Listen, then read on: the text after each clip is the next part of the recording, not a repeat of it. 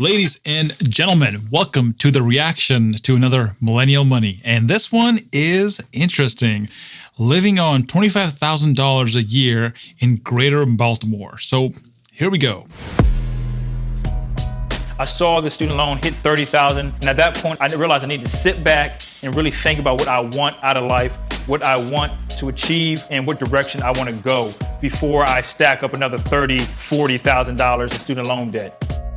Okay, wait a minute. You know, I love this. This guy's already thinking, but he kind of thinking a little bit late in the game. He's got $30,000 already stacked in his student loans. So my man has a good understanding of student loans. He says, I shouldn't acquire any more. So let's see what he did about that. I live in Baltimore, Maryland, and I make $25,000 a year. He makes 25 grand a year. That's a bit less, my man.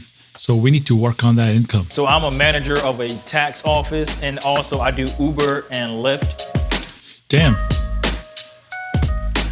So at the tax office, he's working at $14.50 an hour. Because believe it or not, I actually make more money doing Uber and Lyft a lot of the times than when I do doing taxes. The tax season got extended, so I was doing that more often, but I really like doing taxes though because it gives me more knowledge or, human capital, so to speak. He likes doing taxes. That means he has a financial sort of a mindset. So let's see what he's got planned for his future.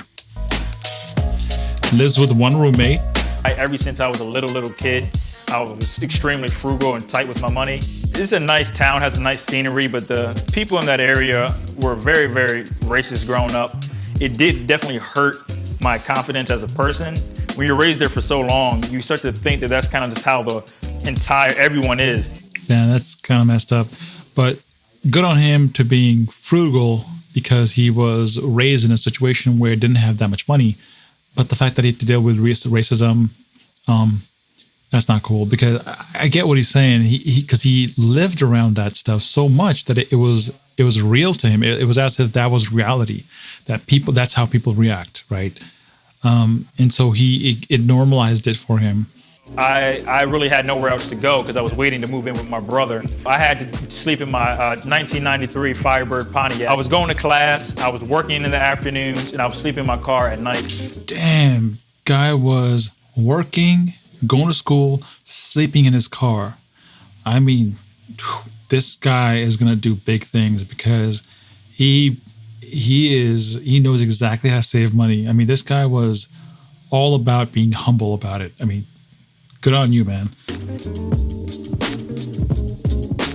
So he also slept on his brother's couch for about a year. That's cool, saving on rent. Another thing I did to save money was I started eating once a day. So at first I did this just to save money because I just didn't have a lot of money coming in and I was spending money on books and stuff like that. And I wanted to save money up so I can get my own apartment, get out the living room. But look at this guy, right? He's spending $200 on food. That's crazy because he's eating once a day. He's really, really stretching that amount. That money that I saved on food is I started investing in stocks and ETFs and stuff like that. So that money started to grow. So the guy took his food money. This guy's my hero. The guy took his food money, fellas, like money that he would be eating. He said, you know what? I'm young. I can do with 1 meal a day or 2 meals a day, but let me put the rest into investments. And eventually I used that money that was growing to pay down debt and other stuff like that. Wow, he paid down debt. That's great. He's saving money. He's investing that money because he's eating less and he's using that money to pay down his debt. Good on him. I just have a natural tendency to not want to spend money. Okay, his total monthly spending is $1,282, housing being $823. That includes electricity and Wi-Fi. Really good. Food is $200. That's really good. Phone is $67. Not a problem. Really good. Miscellaneous, which is clothing and personal care, $58. Dude, that's amazingly low. Books. Oh, my man has a section for books. Wow, $40. Commendable, man. That's awesome. Gym, $40. All right. You could lower that because you can go to a cheaper gym for like $10 a month. Those gyms that are like, I don't know, fitness, whatever, 25, fitness 19. Go to one of those and spend like $10 a month and just spend, like a quarter of what you're spending there. But, I'm not going to argue with $40 a month. That's fine. Transportation is $30 a month. How is he doing that? And it increases if he's driving for Uber or Lyft. And subscription services, $24 a month, which is Netflix and Audible. Audible, nice. Man, the guy is all about, he's investing in himself. So far, I think this guy is my hero. On like an income statement, and then also I do a balance sheet at the end of every month. Oh, he does an income statement and a balance sheet at the end of every month. Wow. I recently started categorizing my expenses, and also I kind of track how much increase and decrease each of my asset categories and liability categories have grown over the course of the year. So he's tracking his investment rate. He's tracking his savings rate. I've been tracking my net worth for over a decade because it lets me know, hey, did I make progress or did I not make progress? Because a year is very complex. You could have made a lot of decisions. You could have sold something here, bought something here. You could have done a business deal with somebody or sold a house or bought a house. But did it actually equate to your net worth going up? That's the real key. Did your net worth go up or not?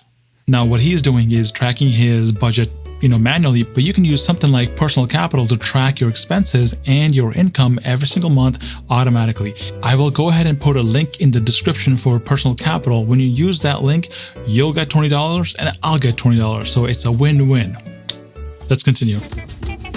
Okay, so Jerome tries to save about $10,000 a year. So he's saving about 40% of his salary. Wow, that's cool, man.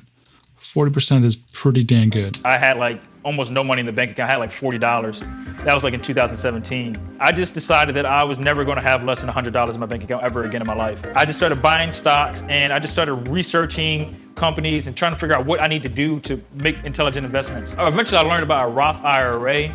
And basically the Roth IRA was another thing that I started putting money into. I mean, it seemed like a wonderful deal. I love making tax-free money, so I decided just to put money in there. My man loves making tax-free money, and who doesn't? That's why he has a Roth IRA. Get yourself a Roth IRA and max it out every single year if you can. I do that on the first of every single year, first or second or third, just the first week of every single year. I max out my IRA, my Roth IRA. And if I can't contribute to it, you can still contribute to it. The way you do it is you actually go ahead and max out your traditional IRA, and then you wait a year, and then you move that money over to your Roth IRA. Okay, there's a current tax loophole which is completely legal, and that is how you can put tons of money in your Roth IRA, no problem.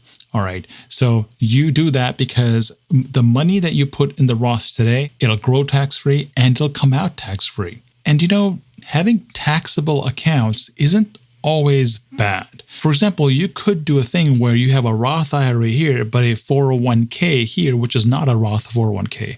And what that means is at the end, when you are ready to retire, all you have to really do is you have to take out money from the non-taxed account first.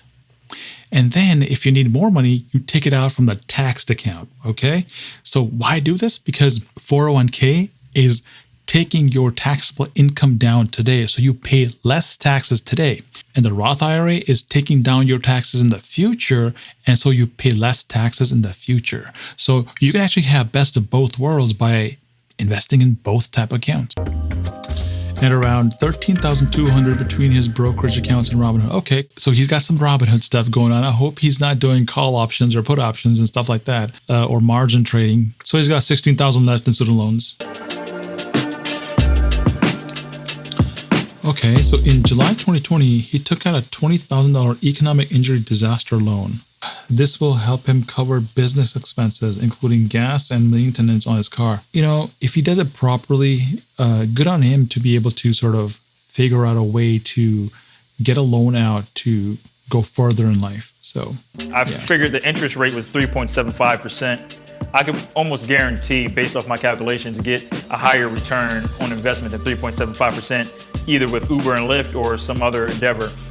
I plan to stop driving for Uber and Lyft as soon as I possibly can. I want to move on to something that is probably a little bit more lucrative and that makes a little bit more money. I would like to actually get into software engineering and also maybe at somewhere down the line, get an accounting degree perhaps and work in that field as well.